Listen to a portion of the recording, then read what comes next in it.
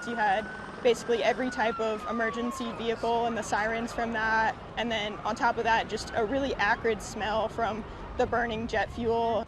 And to be honest, most of my memories are a little bit fragmented because I was only 3 years old at the time. Second Lieutenant Hannah Bourne's memories of September 11, 2001 may be fragmented, but the impact lasting.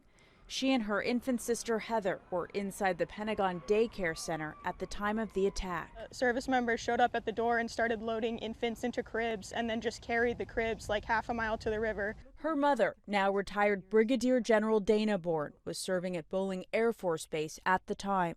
You know, our world changed. And it took us a while to realize that, I think, after 9/11, that there's no going back, right? That things have changed. Also changed the lives of those who served and those left with the trauma of that day.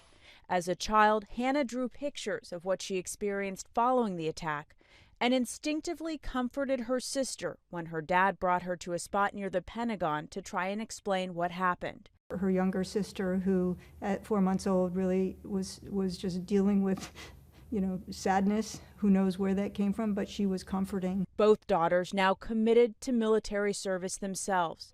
Lieutenant Bourne with the Air Force, Midshipman Heather Bourne currently at the Naval Academy. The biggest takeaways that my sister and I have had have just been from witnessing firsthand how people show up every day and commit themselves to a larger purpose and do what the nation asks of them, but also do so much more. Lieutenant Bourne, who is completing a graduate program at Georgetown University this year, hopes to one day fly rescue missions. What is it about rescue missions?